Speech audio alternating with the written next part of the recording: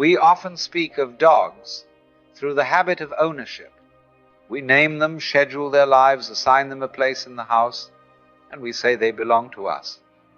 But if you pause for a moment, that language begins to feel slightly off, because anyone who has truly lived with a dog knows that whatever is taking place there does not sit comfortably inside the idea of ownership.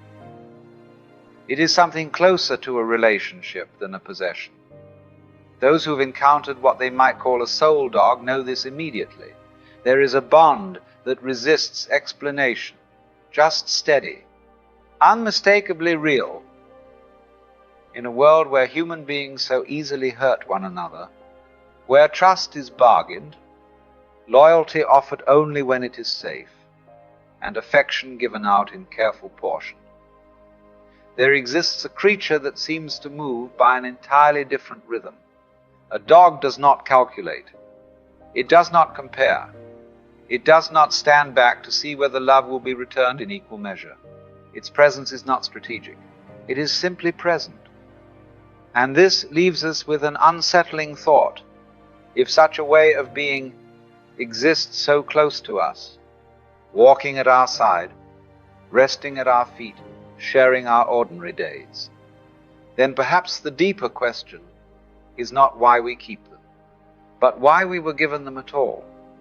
Why out of the vast movement of life it would choose to walk so closely beside us. To understand what it means to have a dog in your life, we may first have to let go of the idea that a dog is a pet. The term itself performs a subtle reduction.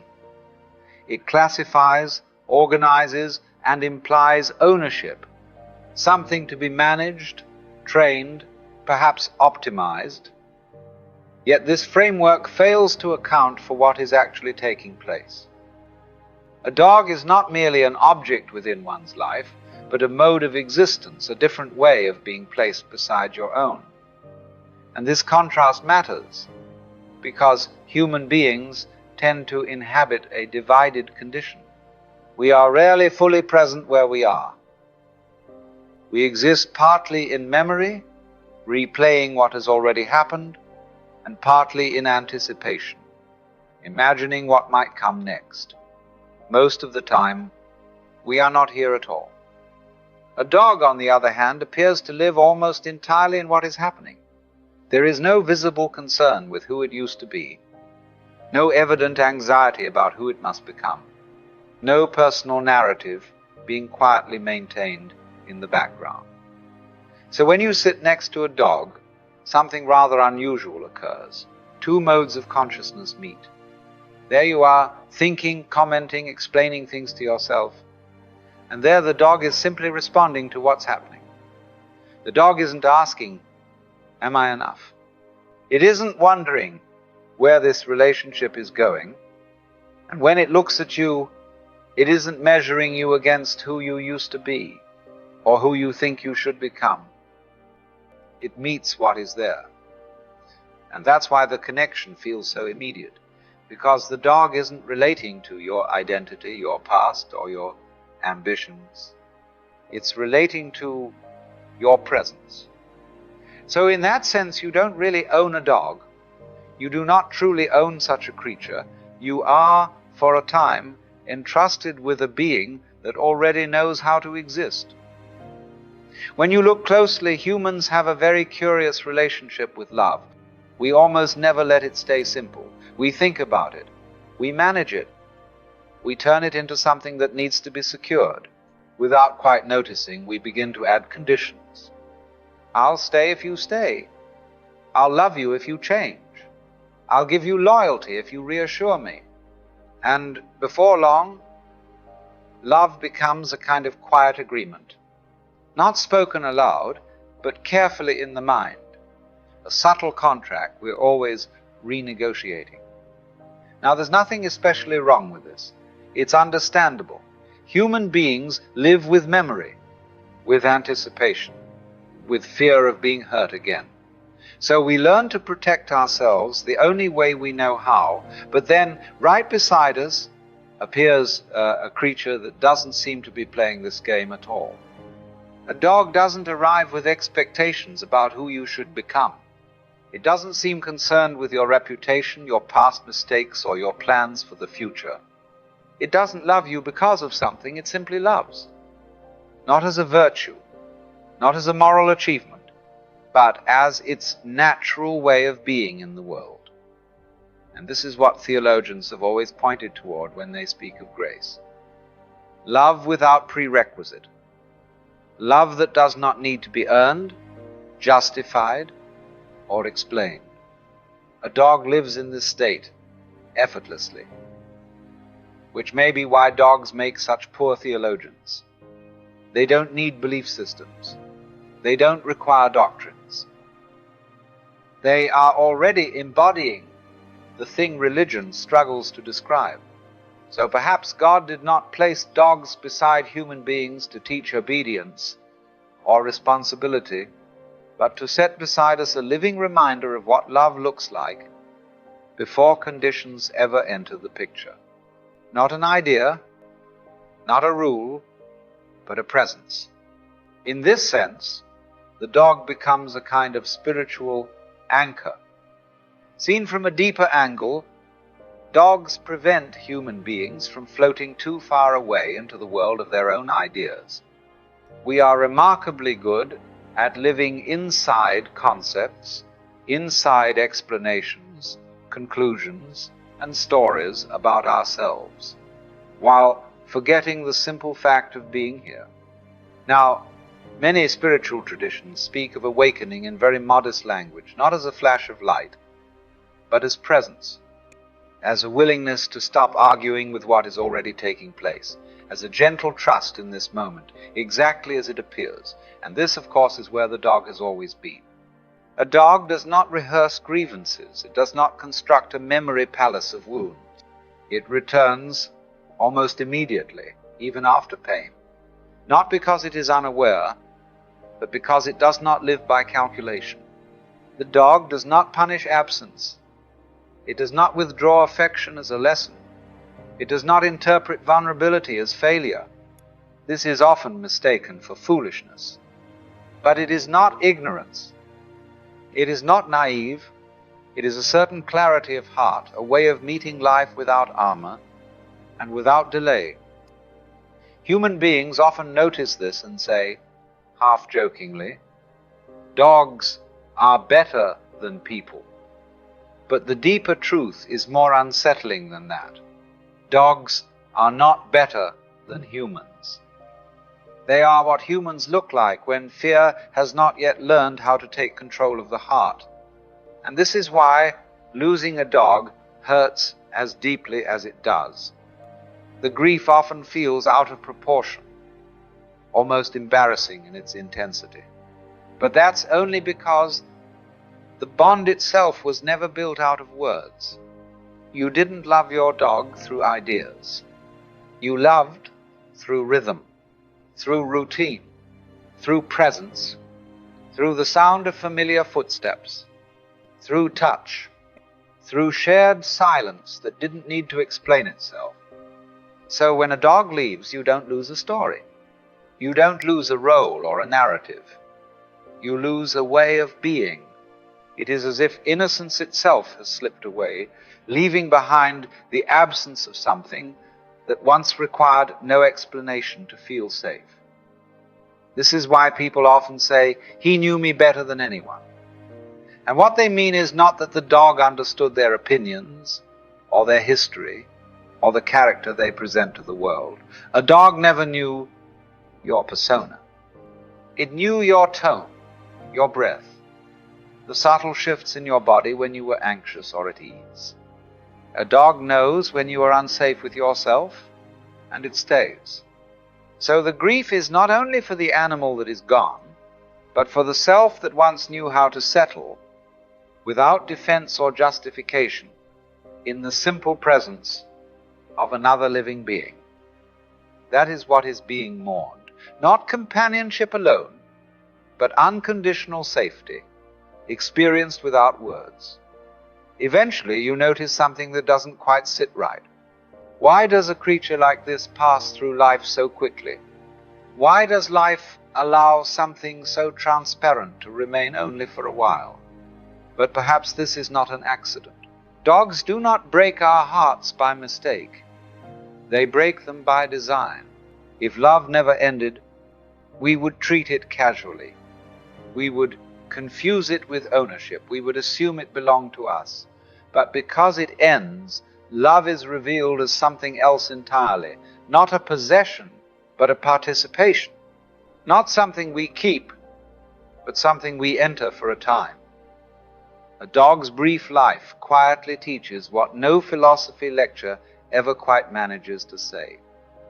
That presence matters more than duration. That depth is not measured in years.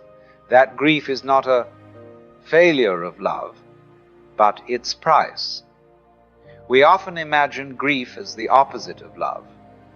But in truth, grief is love that has nowhere to go.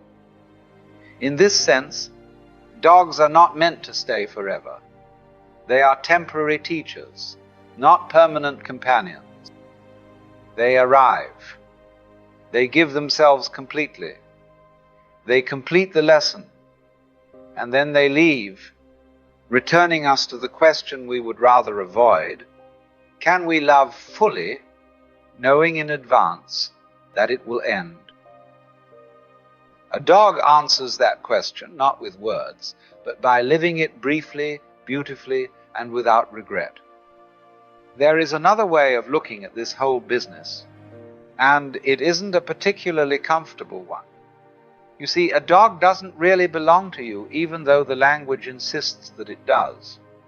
My dog, we say, as though life itself were something that could be owned.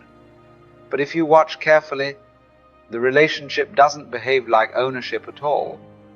It behaves more like a temporary arrangement. For a short while, two lives run alongside one another. They share mornings, habits, silences, and in that time something subtle happens. The dog has a curious effect on you, not because it tries to improve you, but because it doesn't. It draws you out of abstraction and back into immediacy. It interrupts your seriousness. It softens the edges that living tends to harden. And then, just as you begin to assume this will go on indefinitely, it stops, and we call this a tragedy. But from another point of view, it was never meant to be otherwise. The arrangement was always temporary. The mistake is thinking the purpose was permanence. It wasn't. Humans often imagine they are rescuing dogs, saving them, giving them a better life. But one could just as easily say that dogs appear at precisely the moments when humans are in danger of becoming a little too calculating, a little too mechanical, a little too certain, and when that danger has passed, the dog goes on its way, quite naturally. And perhaps what matters most isn't the dog at all, but what its presence keeps pointing toward. When your dog looks at you, tail moving, eyes open, completely unguarded, there is no calculation there, no request, no plan. It is not asking, will you protect me, or will you stay? It is asking something far more difficult than that. Can you live like this too? Can you arrive without armor? Can you stay without guarantees? Can you love without trying to control what happens next? If you can, even briefly, then the dog has already done what it came to do, because it was never here to be fixed or trained into perfection. It was here to remind. If God could speak through a dog, it would not argue, it would not explain itself, it would not ask you to believe anything. It would say, stop thinking, sit here, I'm with you. And this is enough. You see, everyone, everywhere, is looking for the secret of happiness, the secret of success, the secret of love, and of course, the secret of life itself. And the marvelous joke the one hiding in plain sight, is that the secret is so simple, you overlook it. It's so close, you can't see it. So ordinary, you call it unimportant. The secret of life is simply to be alive. That's it for you. The truth is, life and death are not opposites. They are like front and back, up and down, in and out. They imply each other. You cannot have one without the other. To be alive is already to be woven with death, just as the crest of a wave is woven with the trough.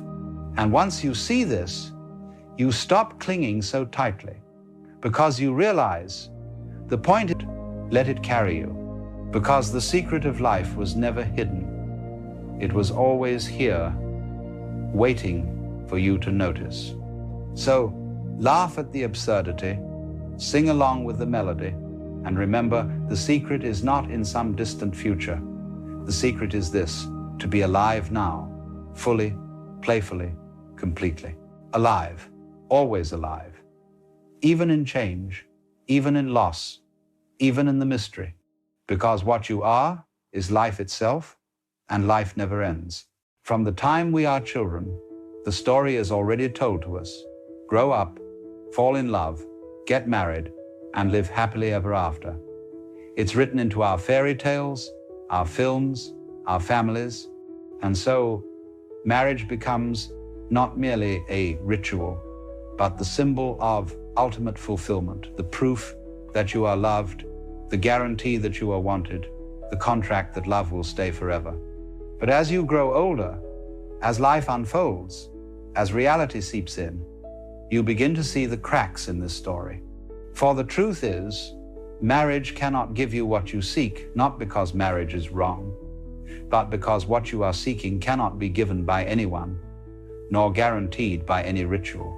Think of it this way: love is like music. You don't make music to get to the end of the piece. If that were the case, the greatest composers would write nothing but finales. No, the point of music is the playing, the movement, the dance of notes. Marriage, however, is often mistaken as the finale, the end point, where the music of love is supposed to settle into a permanent chord. But what happens when you try to hold on to the last note of a song? It dies. It ceases to be music at all. And this is the problem we run into with marriage when we imagine it as the guarantee of love. We try to freeze love in time. We try to hold the moment still, to secure it, to lock it away, so that it will never slip through our fingers. But in doing so, we suffocate the very life out of it. Have you noticed how much of our culture equates marriage with ownership? We speak of my wife, my husband, as though the other person were a possession. We put rings on fingers and call it a bond, a tie, a chain of belonging. But love is not a possession, nor is a person something you can truly own. To try is to reduce them to an object, and an object cannot love you. So we fall into a paradox. In our attempt to secure love through marriage, we often destroy the freedom that love requires. Because love is free, spontaneous, unpredictable, it cannot be caged without losing its essence. To bind love too tightly is to kill it. But still, the longing remains. We believe that once we marry, loneliness will vanish, that emptiness will be filled, that uncertainty will dissolve. We think, at last I will be complete. At last I will never be alone again. And yet, how many discover, even after marriage, that the same loneliness lingers, the same doubts persist, the same longing gnaws at the heart. Because what you seek in marriage is not actually in the other person at all. What you seek is a resolution to the feeling of being incomplete. And that is something no ritual, no contract, no partner can ever deliver. Now, don't misunderstand me. This is not to say that marriage is meaningless or that love between two people is false. It is to see clearly that marriage cannot be a substitute for wholeness. If you go into it with the belief that it will complete you, you have already placed a burden upon it that it cannot bear. Imagine trying to drink from a glass and expecting it to quench the thirst of your whole life. The glass was never meant to do that. It was only meant to hold water for a moment. Marriage, in the same way, can hold love, but it cannot create it, nor preserve it forever. It can be a container for joy, for companionship, for intimacy, but it cannot serve as the source of those things. The source lies deeper in the very nature of being. And yet, because we misunderstand this, we suffer. We enter marriage expecting security and instead find uncertainty. We expect permanence and instead find change. We expect to be fulfilled and instead discover new longings arising. So we begin to resent the other person. You are not giving me what I was promised. You are not making me happy. But it was never the job of another person to make you whole. And if you truly love someone, you do not ask them to bear that impossible burden. Think of a bird. You do not love it by putting it in a cage and locking the door, saying, "Now you are mine. Now you cannot leave. Now I am secure." If you do that, you have killed what you loved, its freedom, its flight, its song. To love a bird is to watch it fly, to hear its song carried on the wind, knowing that its life is its own. Marriage, when misunderstood, becomes a cage. But marriage, when seen rightly, can be a perch, a place where two birds rest together, freely, without chains. But most of us don't see it this way. We are afraid. We are so deeply insecure about being alone, about facing the vastness of life without someone by our side, that we try to trap love, to nail it down, to legislate it into permanence. And so the ritual of marriage, which could be a celebration, becomes a guarantee, a promise that love will never leave, that loneliness will never return, that uncertainty will vanish. And when life proves otherwise, we suffer terribly, because marriage cannot fulfill a promise that is impossible. The truth is, love and marriage are not the same thing. Love is a dance, a play, a spontaneous arising between two beings. Marriage is a structure, a ritual, a social arrangement. There is nothing wrong with structures, but they are not the dance itself. It is like mistaking the theater for the play. The theater may hold the play, but it is not the performance. And if you fall in love with the theater itself, you will be sorely disappointed. So what do we really seek in marriage? We seek security, permanence, a guarantee against change. But life itself is change. Life is impermanence. To demand permanence in love is to demand that the river stop flowing, that the sun stop moving, that the dance end and freeze in a single pose forever. And this is why marriage, when taken as the ultimate answer, fails. Not because love is false, but because our expectations are impossible. Let us then see clearly. Marriage cannot give you what you seek. It cannot give you wholeness, because wholeness is not in the future. It cannot give you permanence, because life itself is impermanent. It cannot give you security, because existence is fundamentally uncertain. And if you are seeking those things in marriage, you will be disappointed. But here lies the possibility of a deeper freedom. If you stop demanding that marriage give you what it cannot, you may discover what it can truly be, not a prison, not a possession, not a guarantee, but a celebration of love in the moment. But that belongs to another chapter. For now, it is enough to see clearly the problem, that we have mistaken the symbol for the substance, the cage for the bird, the contract for the love. And in this mistake, we suffer. But when the illusion is seen for what it is, a new possibility opens. If the first chapter was about seeing the problem, let us now turn to the possibility. Because once you see that marriage cannot give you security, permanence, or wholeness, you are free to discover what it can give. And here is the paradox. It is only when you stop demanding that marriage fulfill impossible promises that you are finally able to experience its real beauty. Think of the ocean again. If you go to the shore demanding that the sea be still, that the waves never rise, that the tide never change, you will always be frustrated.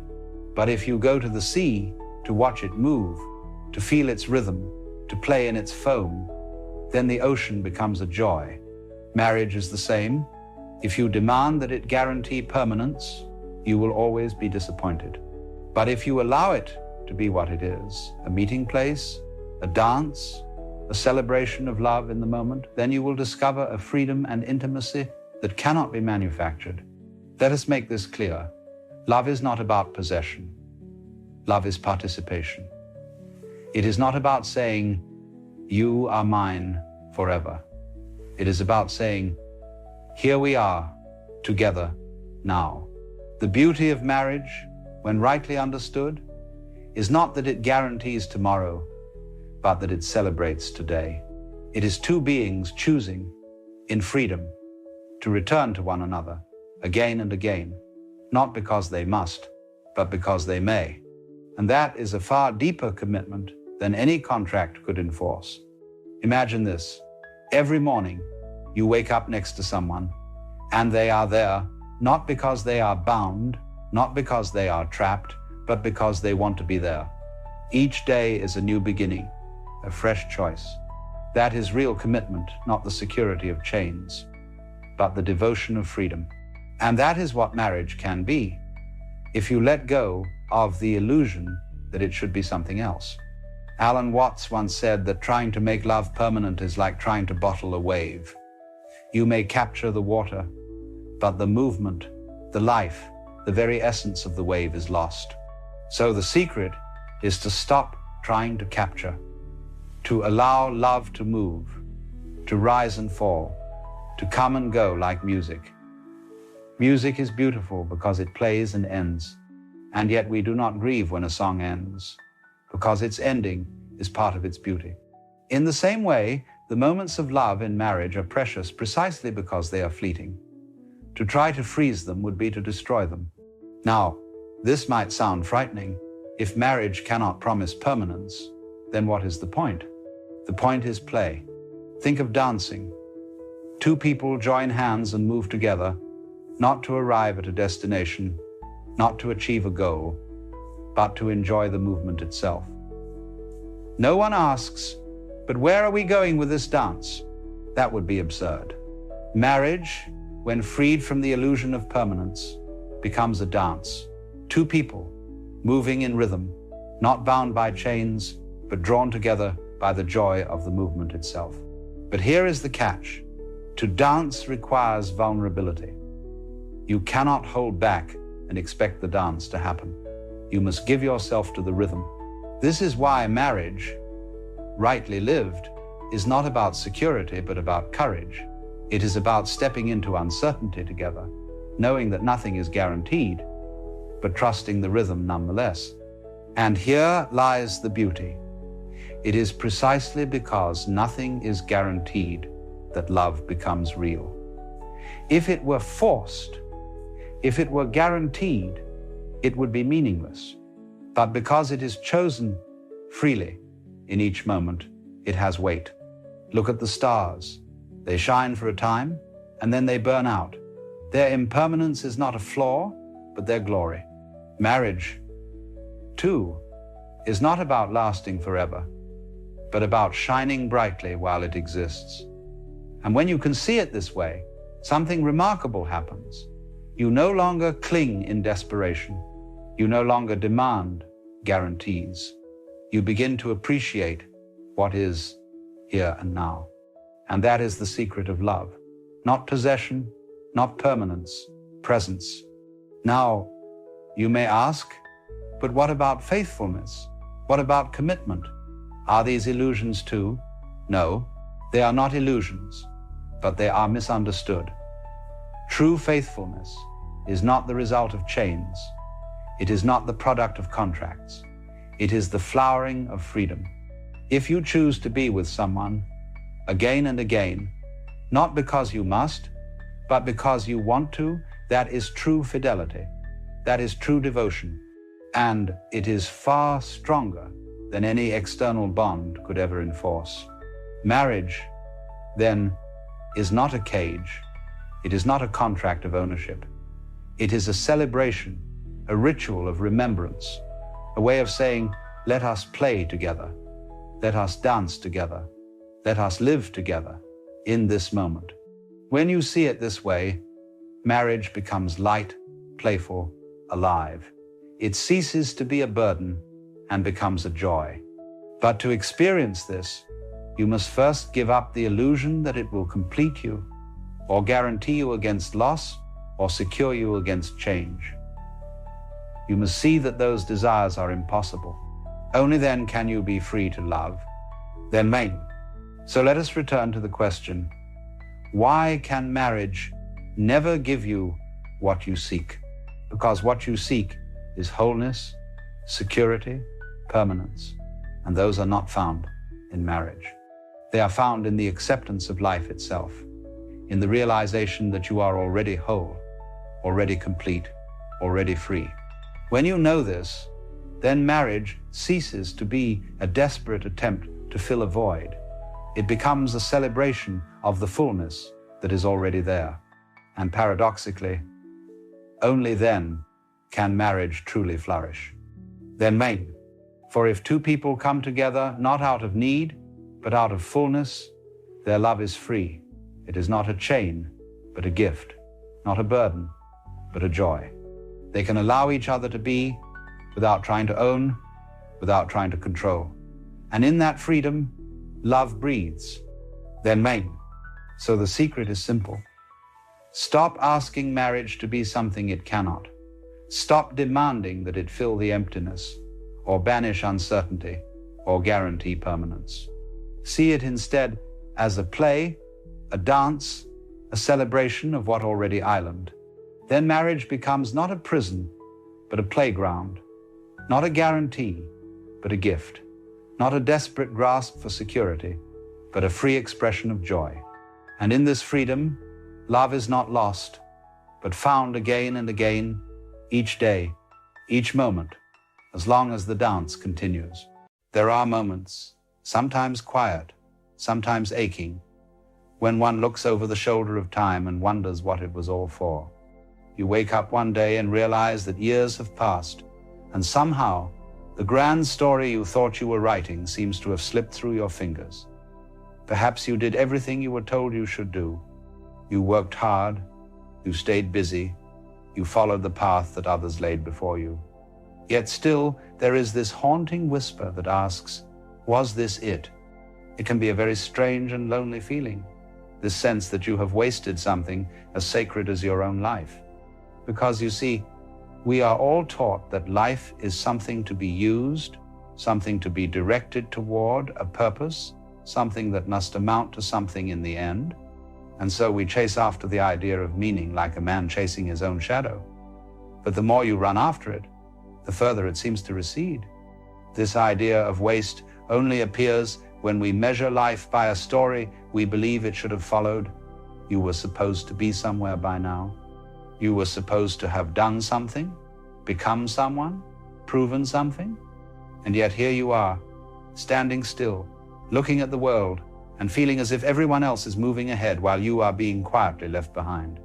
But the strange thing about that feeling is that it never quite tells the truth.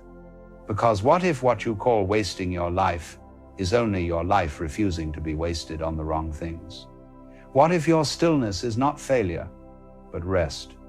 What if the roads you didn't take were simply the ones that were never yours to walk? You see, we live in a world obsessed with progress. Everything around us is designed to convince you that you must constantly be moving towards something, producing something, improving something, achieving something. But in that endless striving, you forget how to be. You forget that the meaning of life is not found at the end of a path, but in the simple act of walking. The oak tree does not rush to grow. The clouds do not hurry across the sky to arrive at a destination. And yet, we are convinced that stillness means stagnation, that silence means absence, that not knowing means failure. The idea that you have wasted your life is built on a comparison. You look at what others have done, what they have achieved, where they are, and then you measure your own existence against their imagined success. But comparison is a trick of the mind. It turns life into a contest, when in truth it was never a race at all. You are not running toward meaning, you are meaning unfolding. Consider this. If a flower were to bloom at midnight, hidden from every eye, would it still be beautiful? Would its fragrance be any less sweet because no one saw it? The flower does not bloom to be seen. It blooms because blooming is its nature. In the same way, your life does not need to be seen, measured, or admired to be worthwhile. You exist because the universe willed it so. And that, by itself, is enough. The feeling that life has been wasted often arises when the story you told yourself about who you were supposed to become begins to fall apart. But every story must dissolve for truth to appear. There comes a moment when the masks grow heavy, when the ambitions no longer excite you, when the old dreams start to feel like clothes that no longer fit. And that moment, though it feels like despair, is actually the beginning of something miraculous. It is the unraveling of illusion. For so long you believed you were on your way to somewhere, but where exactly? You were never truly going anywhere, because you were never truly separate from the place you longed to reach. You are already there. The journey was never about arriving. It was about realizing that you had been home all along. Many people come to this realization late in life, sometimes after decades of striving.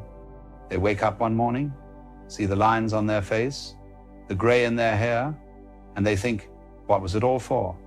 They look at the possessions, the status, the roles they played, and none of it feels real anymore. And that can be a terrifying moment, but it can also be the first true breath of freedom you have ever taken. Because when you no longer believe you must become someone else to be worthy, you begin to live.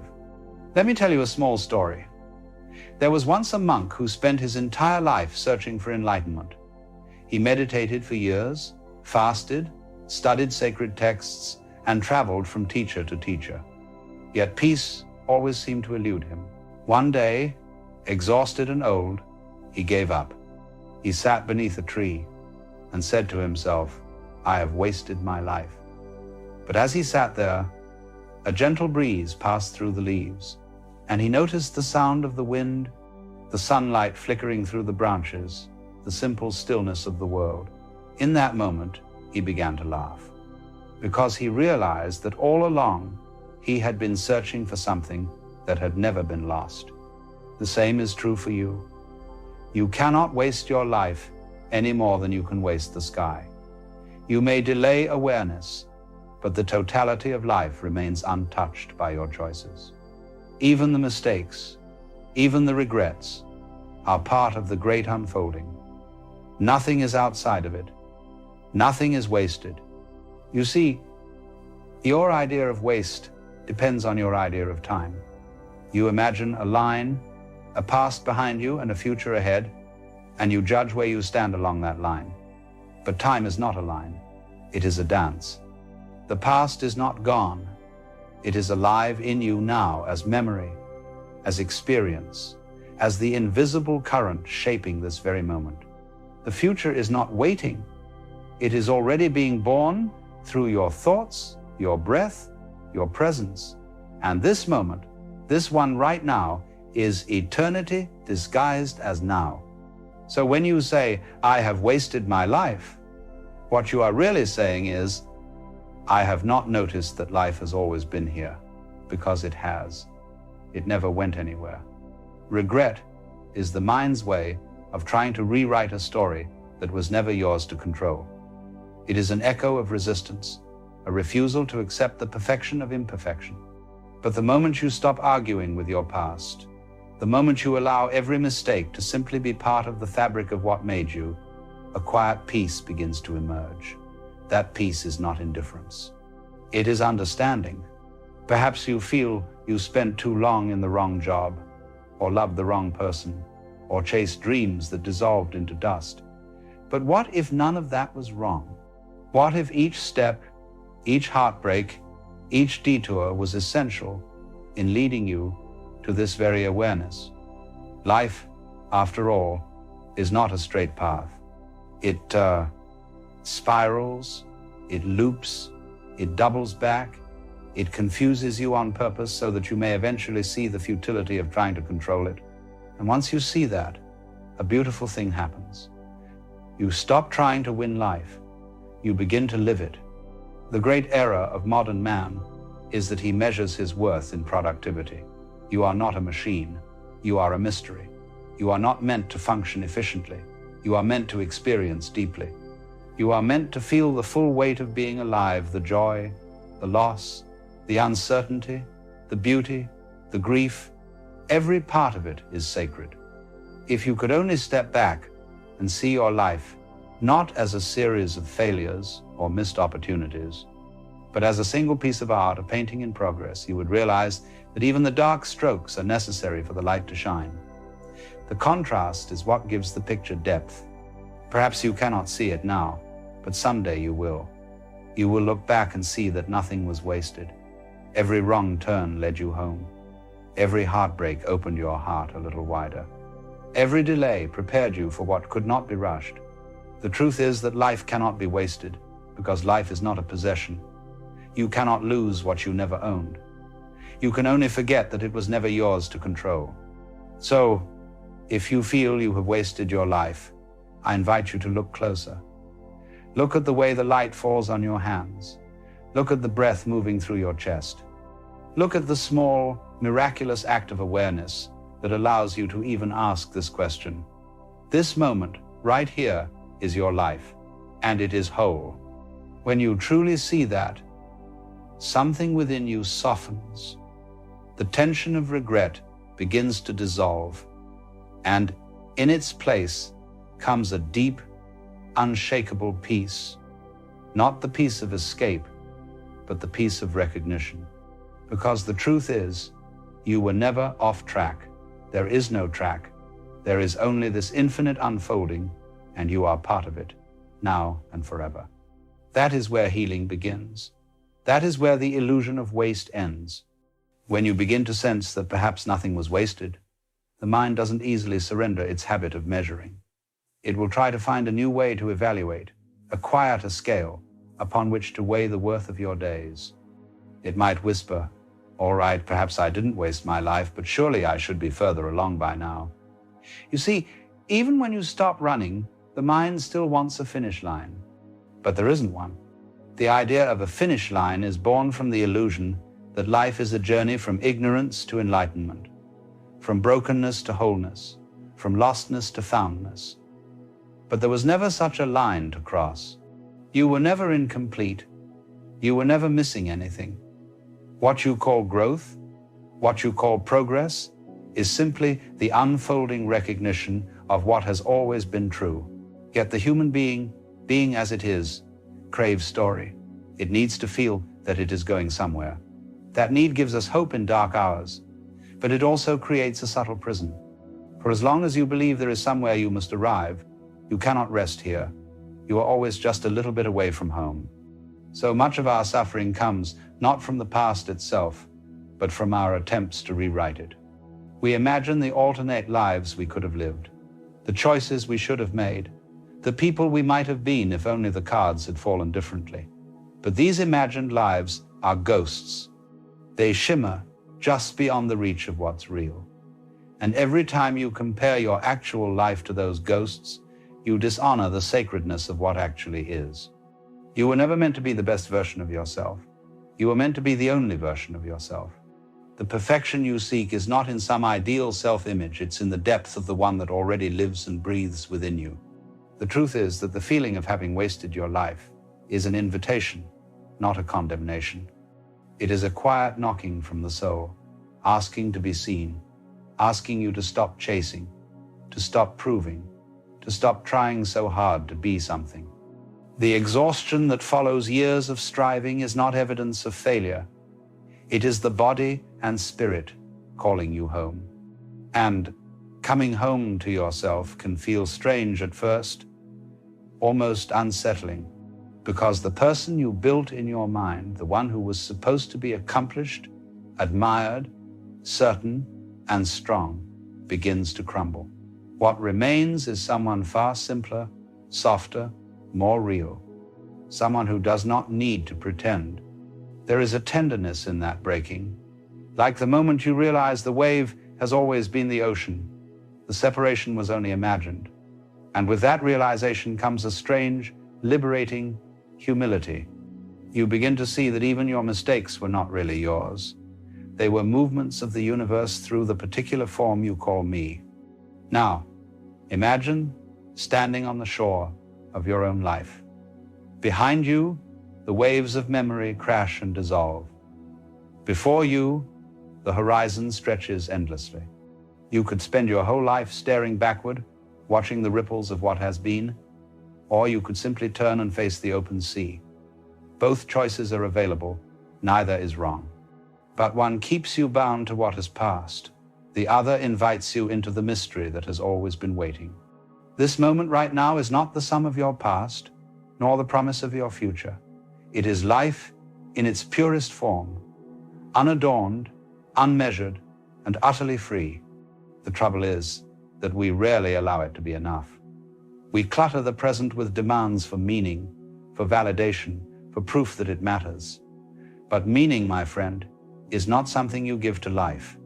It is what life gives to you when you stop asking it to explain itself. Look at the simple act of breathing. You inhale, and without effort, the universe enters you. You exhale, and you give yourself back to it. That rhythm has been happening your entire life, unnoticed, uncelebrated, perfectly balanced. You do not ask each breath what purpose it serves. You simply breathe.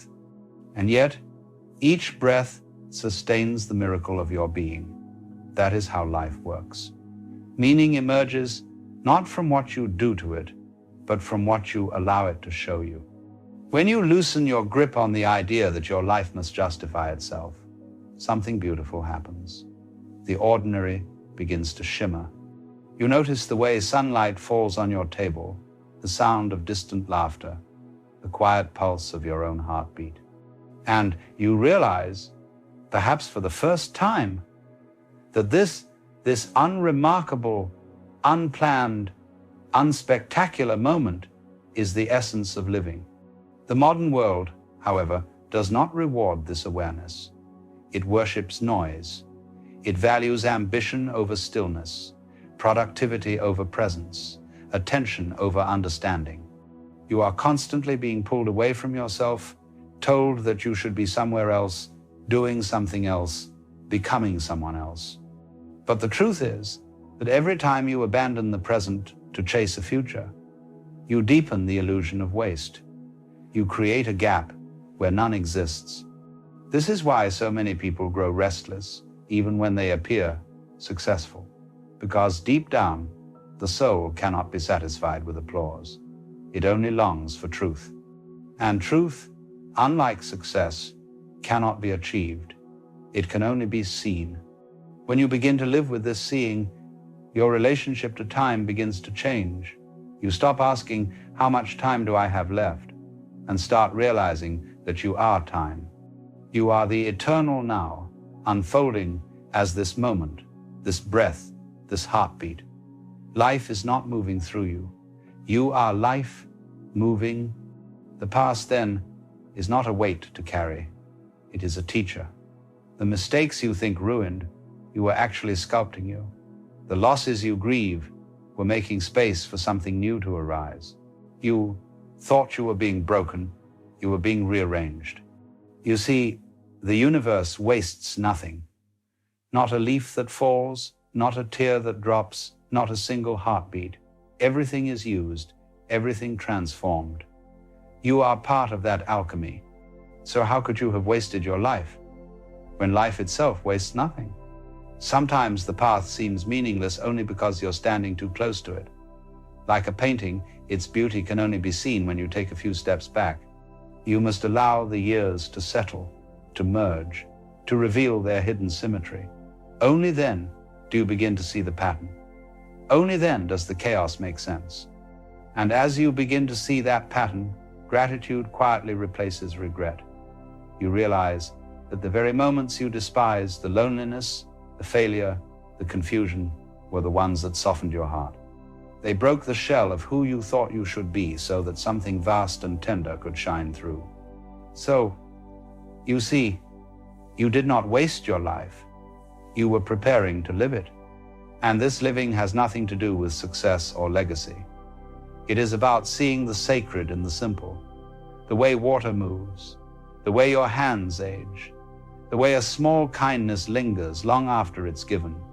These things, though small, are the pulse of eternity.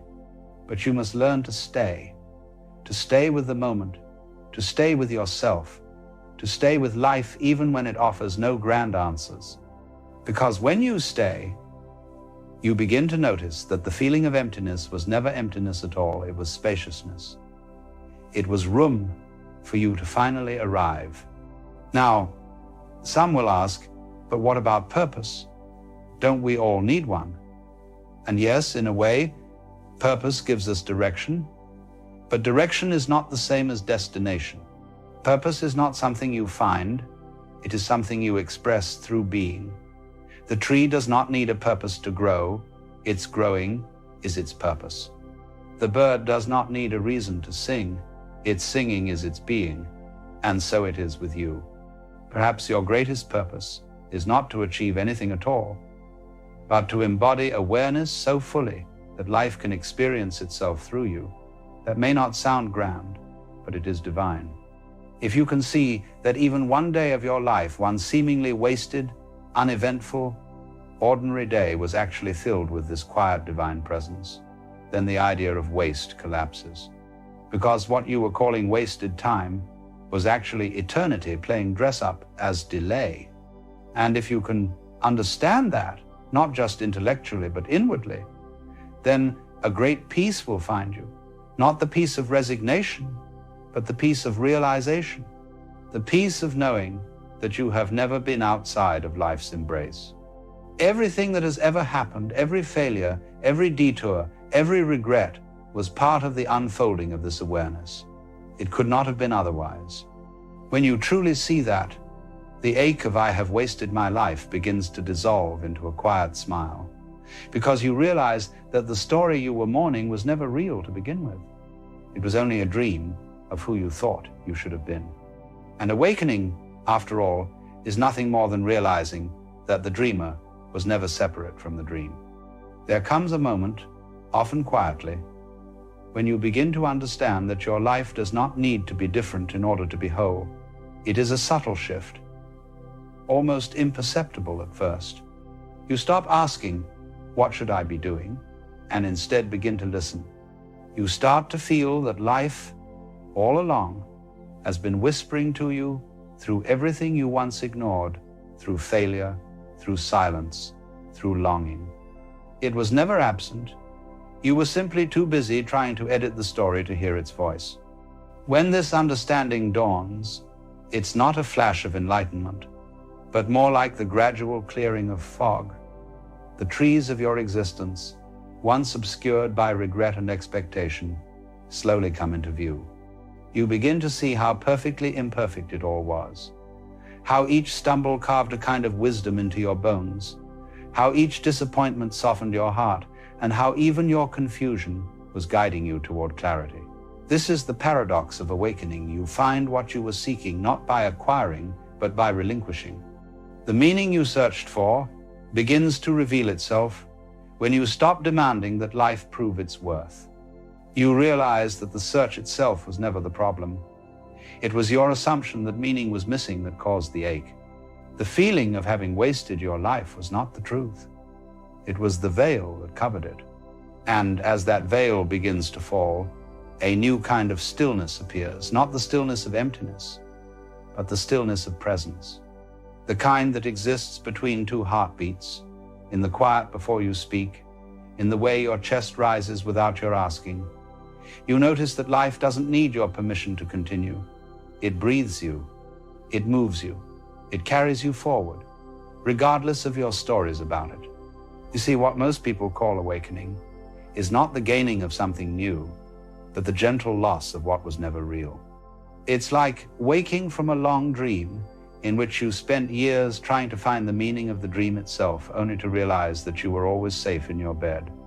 The dream was beautiful, tragic, complex, and rich, but it was never separate from the one who dreamt it. So too with life.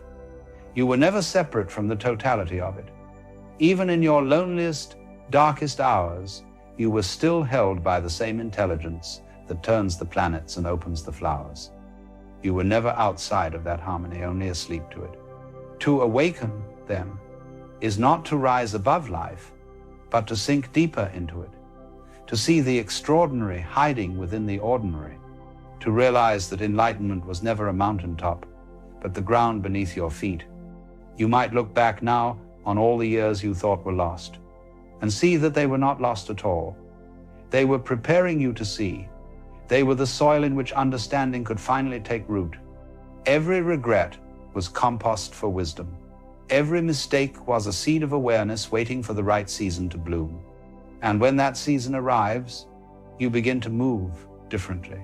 Not because you found some grand new purpose, but because you are no longer fighting the rhythm of existence. Your actions become effortless, not because you've stopped caring, but because you finally trust the unfolding. You realize that your life was never something to manage, it was something to experience. The illusion of waste begins to dissolve because you no longer measure time in achievements, but in presence. You begin to see that 10 minutes of genuine awareness is worth more than 10 years of unconscious striving. When this recognition takes hold, even your past pain begins to glow with a strange light. You see that what once felt unbearable was, in fact, the breaking of the shell around your being.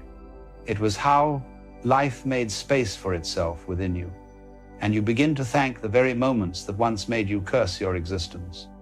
You bow to the storm because you see now that it wasn't against you, it was refining you. And then something even deeper happens. You begin to laugh. Not out of mockery or defiance, but from the sheer relief of seeing how unnecessary all the struggle was. You realize that life had never required your control. It only needed your attention. You had been running through open fields with a blindfold on, searching for the way out, unaware that there were no walls. You may recall the times you prayed for clarity, for purpose, for a sign, and perhaps you now see that those prayers were answered not in words, but in silence. Not through instruction, but through revelation, because clarity does not come from adding more answers. It comes from letting go of all the questions that were never yours to carry. There's an old saying that the truth sets you free, but first it makes you uncomfortable. And that discomfort, that deep unease of not knowing what to do with your life, was the beginning of your freedom. It stripped you of false certainty, of borrowed dreams, of identities that were never truly yours. It left you naked before life itself. And that nakedness, that vulnerability, is the doorway to peace. Because when you stand without pretense, without the armor of who you think you should be, life finally meets you as you are. And that meeting is love. You begin to see that love was never something to find or to deserve. It was the quiet awareness that remained after everything else fell away. It is the gentle hum behind all experience, the soft current that carries every joy and every sorrow. When you touch that current, even briefly, you realize that nothing has ever truly been lost. For how can anything be lost in a universe that recycles itself infinitely? How can a life be wasted when each breath, each tear, each moment of longing becomes part of the great turning? You are not a fragment of the cosmos. You are the cosmos, looking at itself through the eyes of this particular human form. You know, there's something deeply ironic about all this talk of living in the present moment. We're told constantly that the present is where peace lives, that now is all we have, that if we could just be here, fully here, all our suffering would dissolve. And yet, if you're honest with yourself, Sometimes the present moment is the last place you want to be. Sometimes now is unbearable. Sometimes the present hurts so much that escape feels not like avoidance, but like survival. We've created this strange mythology around presence, haven't we? The idea that enlightened people, awakened people, conscious people, they simply rest in the now and everything is beautiful. They've transcended suffering by being present to what is. But what happens when what is painful? What happens when the present moment contains grief, or loneliness, or physical pain, or the sharp edge of anxiety that makes your chest tight and your breath shallow? Are you supposed to just be present with that, just accept it, just sit there in the fire and call it peace? Here's what nobody tells you about the present moment. It's not always pleasant. In fact, sometimes it's absolutely terrible. And all the spiritual teachings that tell you to be here now, they often skip over this inconvenient truth. They make it sound like presence is the solution to suffering, when sometimes presence is precisely what makes you aware of just how much you're suffering. When you're distracted, when you're lost in thought, when you're anywhere but here, you can avoid feeling what you're actually feeling. But when you come into the present moment, when you really land here, you have to feel everything, and sometimes everything hurts. Think about the times you most want to escape the present. When you're in physical pain, your mind automatically goes somewhere else. You think about when the pain will end. You remember times when you didn't hurt. You imagine a future where you're comfortable again. This is not weakness. This is your system trying to protect you from the full intensity of now. Or when you're heartbroken, when you've lost someone or something precious, the present moment contains that loss in its rawest form. So you think about the past, when they were still here. Or you think about the future, when maybe the pain will have dulled. Anything but staying with the actual feeling of absence right now. And here's where it gets tricky. Because you've been taught that this escape is the problem, you've learned that living in the past or future is what creates suffering. That if you could just be present, just accept what is, you'd be free. So now you're not just in pain, you're also judging yourself for trying to escape the pain. You're suffering, and then you're suffering about suffering. You hurt, and then you feel guilty for not being able to just be present with the hurt. You're anxious, and then you're anxious about being anxious, instead of peacefully accepting your anxiety. This creates a terrible double bind. The present moment hurts, but you're not supposed to try to escape it. You're supposed to be with it, accept it, allow it. But when you try to do that, when you force yourself to stay present with something that's genuinely unbearable, you're just creating another form of suffering. Now you're in pain, and you're also straining to accept the pain. You're anxious, and you're also efforting to be okay with the anxiety. The acceptance itself becomes a new kind of resistance. Let me tell you something that might surprise you. Sometimes the most compassionate thing you can do is leave the present moment. Sometimes escape is exactly what you need.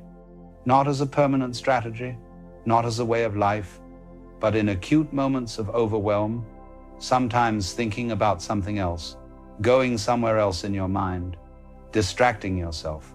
This isn't spiritual failure. It's intelligent self-regulation.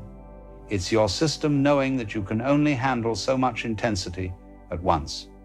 But here's the paradox, and this is important. The reason the present moment can hurt so much is precisely because you're resisting it while simultaneously trying to be present with it. You're here, but you don't want to be here. You're feeling what you're feeling, but you wish you weren't feeling it. So you're split. Part of you is in the experience. Part of you is fighting the experience. And that fight is what makes it unbearable. The pain itself might be intense, but the struggle with the pain, that's what creates the real suffering. Think about physical pain for a moment. When you resist it, when you tense up around it, when you fight it, it intensifies. But when you breathe into it, when you soften around it, when you stop adding the layer of this shouldn't be happening, something shifts. The pain is still there, but it's not quite as overwhelming. You've stopped making it worse with your resistance. Made with love. And this is true for emotional pain too. The grief is there, the loneliness is there, the anxiety is there. But when you stop fighting with it, when you stop telling yourself it shouldn't be there, there's a kind of space that opens up around it. Now, I'm not saying this is easy. I'm not suggesting you can just decide to stop resisting and suddenly everything is fine. But what I am saying is that much of what makes the present moment unbearable is not the moment itself, but your relationship with the moment. The pain is one thing. Your insistence that the pain shouldn't be there, your judgment of yourself for being in pain, your desperate attempts to make it stop while simultaneously trying to accept it, that's another thing entirely. And that second thing, that's where most of the suffering lives. Here's another angle on this. We've been sold this idea that the present moment is always available, always accessible, always the answer. But the truth is, sometimes you don't have the capacity to be fully present. Sometimes you're too overwhelmed, too fragmented, too depleted. And that's okay. That's not a spiritual failing. That's just being human. You don't have infinite capacity for intensity. You have limits, real limits.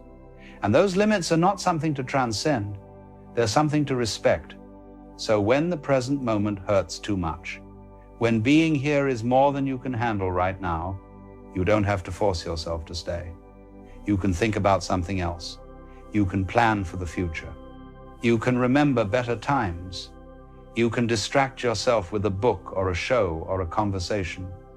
And none of this means you're avoiding life or failing at presence. It means you're taking care of yourself in the only way available to you right now. It means you're being kind to yourself instead of forcing yourself to be some idealized version of spiritual maturity that can accept absolutely anything without flinching. But, and this is crucial, there's a difference between intelligent temporary escape and chronic avoidance. There's a difference between saying, this is too much right now, I need a break, and building your entire life around never feeling anything uncomfortable. The first is self-compassion. The second is a prison. Because here's the thing about always escaping the present moment. Eventually, you're not living your life anymore. You're living in your head, in your plans, in your memories, in your distractions. And life, actual life, is happening now. Not in some peaceful moment in the future when everything will be easier. Not in some remembered moment when things were better. Now, this, even when it hurts. So what do you do when the present moment hurts? What do you do when now is the last place you want to be, but you also know that escape isn't a long-term solution? Well, here's where we need to look more carefully at what we mean by the present moment. Because there are actually two different things we're talking about. And most people confuse them. There's the present moment as content, as what's happening. The pain, the emotion, the circumstance, the situation. This is what you're experiencing right now. And then there's the present moment as context, as the awareness that's experiencing. The consciousness that knows the pain is there, the space in which the emotion arises, the witnessing that's aware of the situation. These are not the same thing. And this distinction, this is everything. When people say be in the present moment, they usually mean be aware of what's happening right now. Feel your feelings, notice your sensations, observe your thoughts. And this can be valuable, certainly. But when what's happening is painful, being present to the content of experience can be overwhelming. You're asking yourself to fully feel something that hurts. And if you're not ready for that, if you don't have the capacity for that intensity, forcing yourself to do it just creates more suffering. But there's another way to be present. You can be present as the awareness itself, not present to the pain, but present as the space in which pain appears. And this is completely different, because the space, the awareness, the consciousness that knows experience is happening, this doesn't hurt. This is never in pain. The pain happens in it, but it's not touched by the pain. It's like the sky and the weather. The storm happens in the sky, but the sky isn't stormy. The sky just is vast and open, allowing the storm to move through it. Now, I know this might sound abstract or philosophical, but it's actually the most practical thing in the world. When you're in intense pain and you try to be present with the pain, you're identifying with the content. You're becoming the pain. Of course, it's unbearable. But when you rest as awareness, when you recognize yourself as the space in which the pain appears, there's a kind of distance without dissociation. You're not avoiding the pain or pretending it's not there. You're fully aware of it. But you're aware of it from a place that's not caught in it. Think of it this way. Right now, you're aware that you're reading these words, but you're not the words. You're what's aware of the words. The words appear in your awareness, but your awareness is separate from the words. It's the same with pain, with emotion, with any difficult experience. The experience appears in your awareness, but you are not the experience. You are what's aware of the experience. And that awareness, that consciousness, it's always okay. It's never in crisis. It's never overwhelmed. It's always just here, spacious and present, allowing whatever appears to appear. This is the real meaning of being present when the present moment hurts. You're not forcing yourself to stay with unbearable content. You're resting as the context, as the awareness itself. And from that place, you can be with the pain without being destroyed by it. You can acknowledge the hurt without being consumed by it. You can let the grief move through without becoming the grief. But here's the paradox again. You can't force this. You can't will yourself to be awareness rather than content, because the one trying to force it is itself content, is itself thought, is itself part of what appears in awareness. So what do? You simply notice. You notice that there's pain. You notice that there's resistance to the pain. You notice that there's awareness of the pain and the resistance.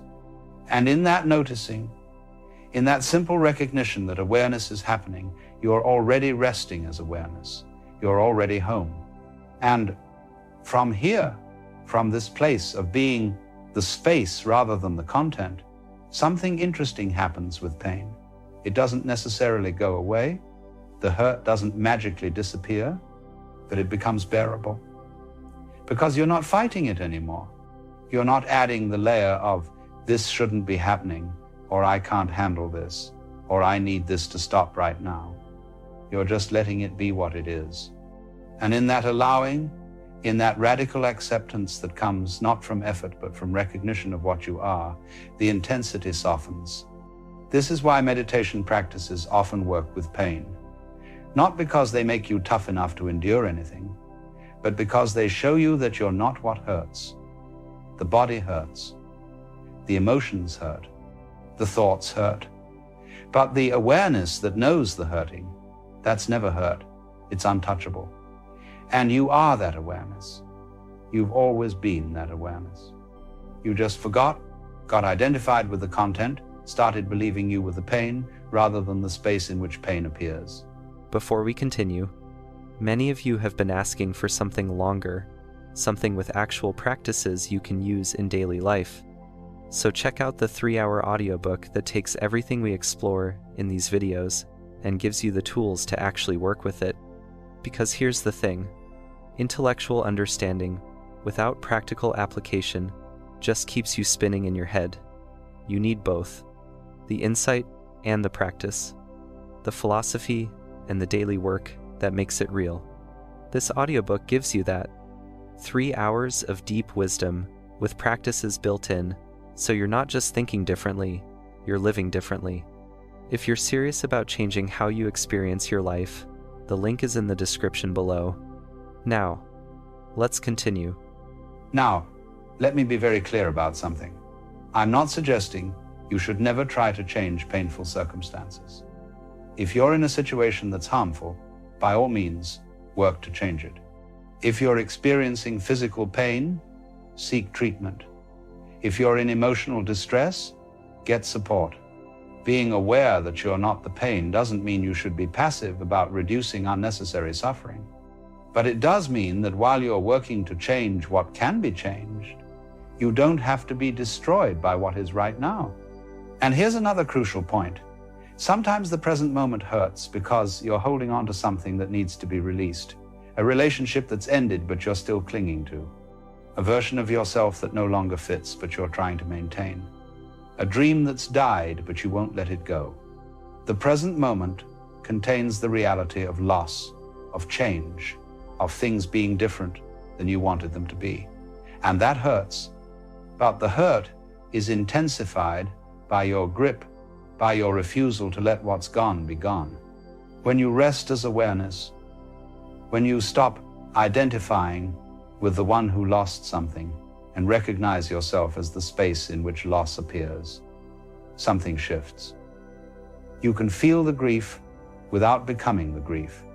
You can acknowledge the loss without being defined by the loss. And in that acknowledgement, in that allowing, there's a natural release. Not because you're trying to let go, but because you're no longer holding on. You're just here, aware, present, allowing what is to be what is. This is the deepest teaching about when the present moment hurts. The hurt is real. Don't deny it. Don't spiritually bypass it. Don't pretend it's not there. But you don't have to be reduced to the hurt. You don't have to become the hurt. You can be the space in which hurt appears and moves and eventually passes. Because everything that appears in awareness eventually passes. Thoughts come and go. Emotions arise and dissolve. Sensations intensify and fade. Everything that has a beginning has an ending. Everything except awareness itself. That remains. That's constant. That's what you are. So when the present moment hurts, you have choices. You can temporarily escape into thought, into distraction, into whatever helps you regulate. And sometimes that's exactly right. You can work to change the circumstances that are causing pain. And sometimes that's possible and necessary. But ultimately, you can also rest as what you are, as awareness itself, as the space that's never in crisis, even when crisis appears in it. And from that place, you can be present with absolutely anything. Not because you're strong enough to endure it, but because you recognize you're not what's being endured. You're what endures. You're what remains. You're what's always here, always now, always home. And the beautiful thing is, from this place of resting as awareness, the present moment stops being your enemy. Even when it contains pain, even when it's difficult, it's no longer something you need to escape from or resist or fix before you can be okay. Because you see that your okayness doesn't depend on the content of the moment. It depends on your recognition of what you are. And what you are is always okay.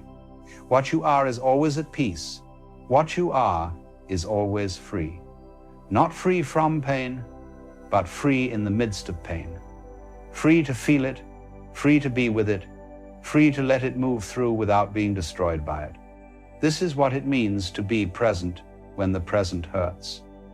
Not to force yourself to accept what's unacceptable. Not to pretend pain doesn't hurt, but to recognize that you're the space in which pain appears, and that space is infinite, indestructible, always available, always here. And from that recognition, everything becomes workable. Not easy, not painless, not always pleasant, but workable, bearable, part of the full spectrum of being alive and aware and human in this strange, difficult, beautiful existence we find ourselves in. Your home is not merely a collection of walls and furniture.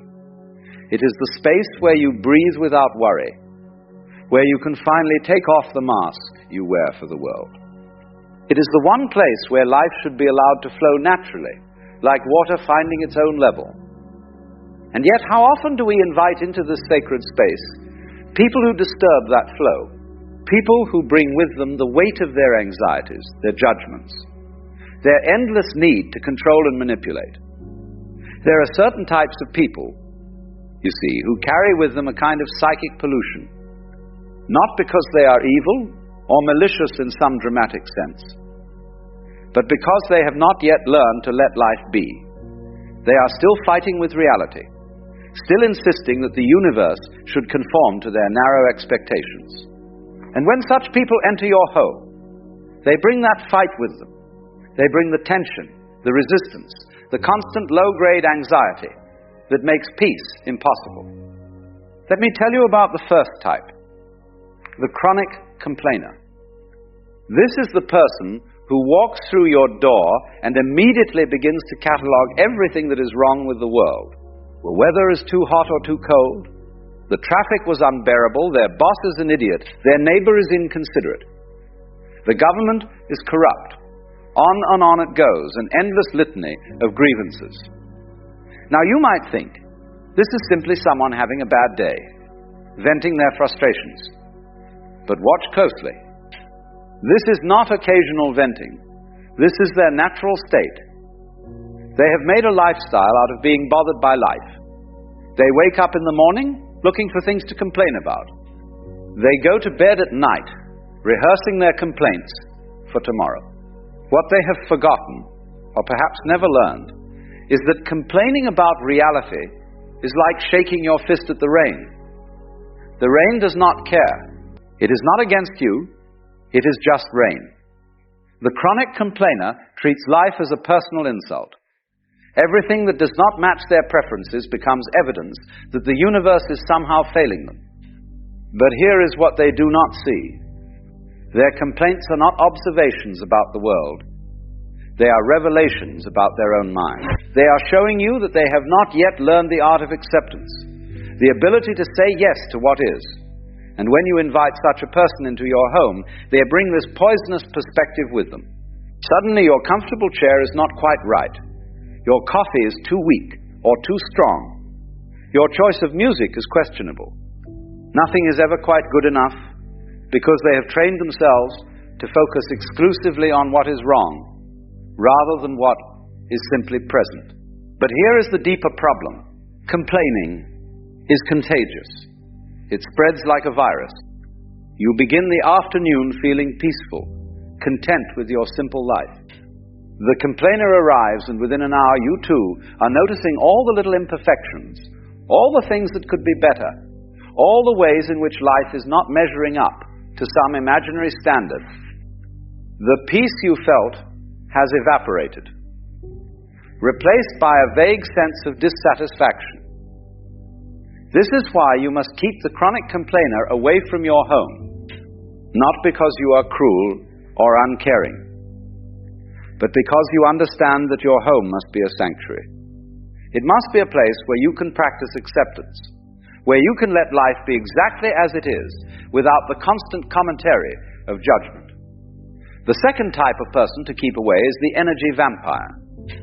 This is someone who enters your space and immediately begins to drain your vitality. They do not do this consciously or with malicious intent. They are not rubbing their hands together, thinking about how to steal your energy. No, it is far more subtle than that. The energy vampire is someone who has not learned to generate their own sense of well-being. They are constantly looking outside themselves for validation, for attention, for proof that they matter. And so they latch onto others like a drowning person clutching at a life preserver. You can recognize them by how you feel after they leave. You feel exhausted, depleted, as if you've been carrying a heavy weight. Because in a sense, you have been. They have been unconsciously dumping their emotional burdens onto you, expecting you to carry what they refuse to carry themselves. They will monopolize the conversation, talking endlessly about their problems, their dramas, their latest crisis. But notice something, they do not actually want solutions. If you offer practical advice, they will immediately explain why it will not work. If you suggest a new perspective, they will cling even more tightly to their victim story. This is because their real need is not for help. Their real need is for attention. They have discovered that the being in crisis, being troubled, being overwhelmed gives them a steady supply of concern from others, makes them feel important, needed, central to someone's attention. And so they perpetuate their own suffering because it has become their currency. When such a person sits in your home, They suck all the oxygen out of the room. Everything becomes about them, their feelings, their needs, their endless internal drama. You cannot relax because you are constantly being pulled into their emotional whirlpool. You cannot simply be because they are demanding that you do something, fix something, validate something. And the tragedy is that no matter how much you give, it is never enough. Because the hole they are trying to fill cannot be filled from the outside. It can only be filled when they finally turn inward and discover their own completeness. But until that happens, they will continue to drain everyone around them, leaving behind a trail of exhausted and frustrated people. Your home cannot be a place of peace if it becomes a dumping ground for other people's unprocessed emotions. This is not selfishness, this is basic self-preservation. You cannot help anyone if you are yourself depleted. You cannot offer genuine compassion if you are resentful of being used.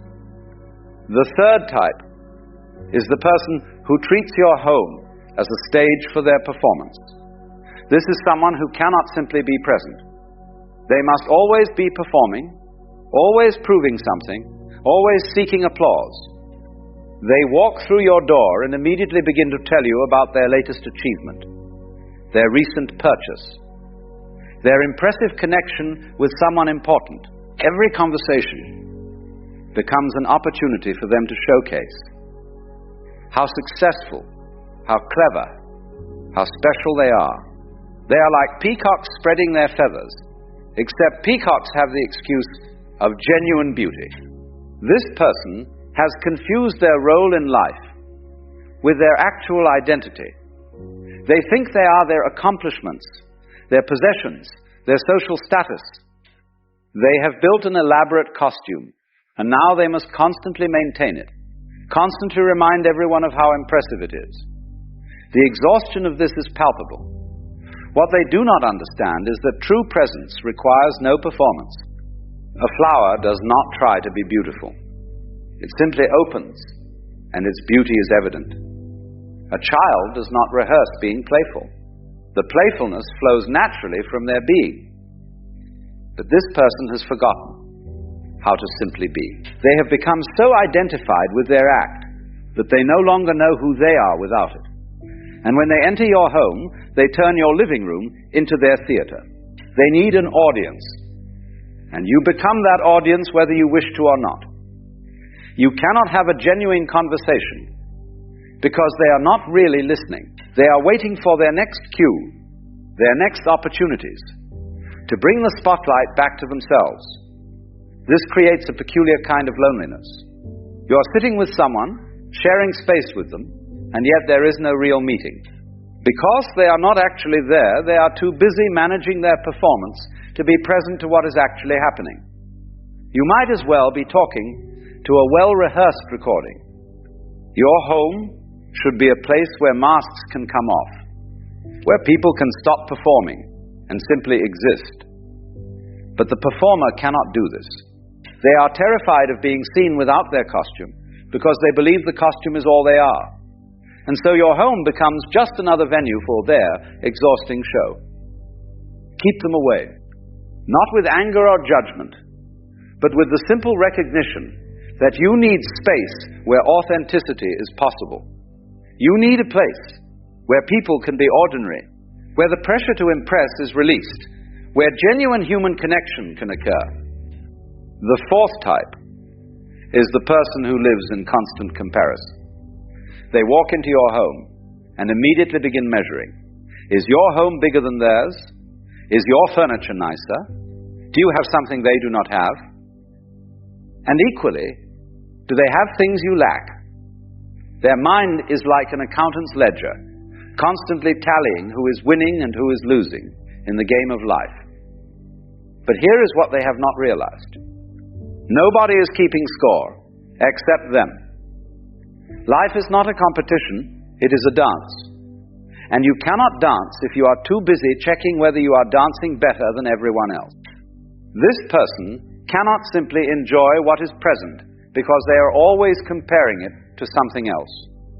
They cannot appreciate your hospitality because they are mentally comparing it to other people's hospitality. They cannot relax in your company because they are too busy evaluating whether you are more successful than them or less successful, richer or poorer, happier or sadder. This makes genuine friendship impossible, because friendship requires a basic equality, a recognition that we are all human beings, stumbling through existence together. But the Compara has divided the world into winners and losers, the superior and the inferior, and they are constantly anxious about which category they fall into. When they sit in your home, you can feel their assessment happening. They are not really seeing you. They are seeing how you measure up to their internal standards. They are not appreciating your home. They are comparing it to some ideal in their mind or to other homes they have visited. Nothing is experienced directly. Everything is filtered through this exhausting process of comparison. And this attitude is infectious. Before long, you find yourself comparing too. You start to see your own home through their judgmental eyes. That comfortable chair you loved suddenly seems shabby. That painting you enjoyed now seems amateurish. The contentment you felt has been replaced by a vague sense of inadequacy. This is the poison of comparison. It takes what is simple and good and turns it into a source of anxiety. It takes what is enough and makes it seem lacking. It steals the present moment and replaces it with an endless measurement against imaginary standards. Your home must be protected from this energy. The fifth and perhaps most dangerous type is the person who brings drama wherever they go. Their life is an endless soap opera, and they need you to play a supporting role. There is always a crisis, always a conflict, always an emergency that requires immediate attention. They thrive on chaos because chaos makes them feel alive. Ordinary peaceful existence feels flat to them, boring. And so they unconsciously create turmoil. They pick fights, they stir up trouble, they turn molehills into mountains. And then they draw everyone around them into their manufactured drama. These people have not learned that peace is not the absence of stimulation. It is the presence of harmony. They think that excitement requires conflict, that intensity requires crisis. They have confused the adrenaline rush of drama with actual vitality. When such a person enters your home, suddenly small things become large. They amplify everything, turning the volume up on life until the noise becomes unbearable. And here is their trick. They make you feel responsible for their drama. If you do not react strongly enough, you are unsupportive. If you suggest they are overreacting, you are uninvalidating their feelings. They have learned to use emotional manipulation to keep everyone engaged with their chaos. But watch what happens if you refuse to participate. If you remain calm, if you do not feed the drama with your reaction, they become frustrated. Because they need your participation. They need your shock, your concern, your agitation to fuel their performance. Without it, the drama deflates. Your home cannot be a theater for other people's chaos. It must be a refuge from the noise of the world, not an amplifier of it. It must be a place where calm can exist, where simple moments can unfold without being interrupted by manufactured crisis. So these are the 5 types.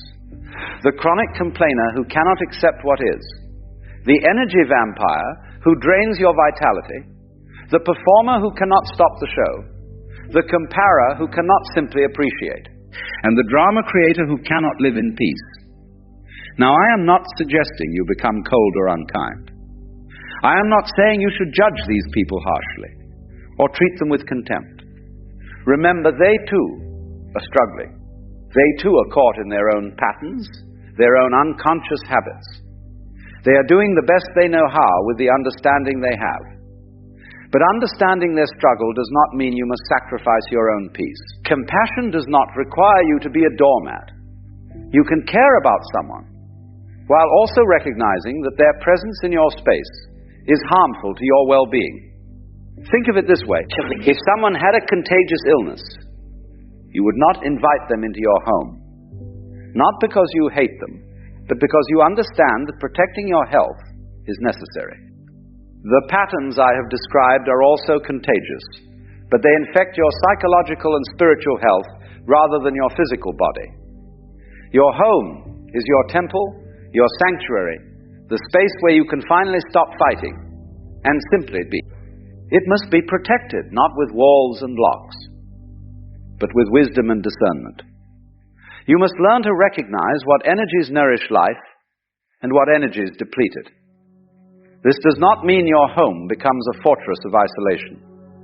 It means it becomes a garden, carefully tended, where only life-giving elements are invited in. A place where genuine connection can happen, where laughter is real rather than nervous, where silence is comfortable rather than awkward, where people can take off their masks because the pressure to perform has been lifted. When you keep these 5 types away from your home, something wonderful happens. The space begins to clear, like muddy water settling when left alone. The constant noise quiets. The tension releases. And in that clearing, you rediscover what it means to simply live. You find yourself breathing more deeply. Your shoulders drop. Your jaw untenses. The constant vigilance relaxes, because you are no longer having to manage other people's dysfunction. You are free to just be, to drink your tea, to watch the light change, to hear the birds, to exist without commentary or drama or performance. And here is the beautiful part. When your home becomes this kind of sanctuary, you become more available for genuine connection because you are no longer depleted by toxic interactions. You have more energy for real friendship. Because you are no longer surrounded by complainers, you can appreciate the people who show up with gratitude. Because you are no longer hosting performers, you can welcome those who are comfortable being ordinary. Your home becomes a place that reflects your values, your priorities, your understanding of what life is really about. It becomes a living statement that says, I choose peace over drama, presence over performance, acceptance over complaint, generosity over energy vampirism, appreciation over comparison. This is not about being perfect or having the ideal home. It is about recognizing that the energy you allow into your space matters. It shapes your consciousness. It affects your peace. It determines whether your home is a place of restoration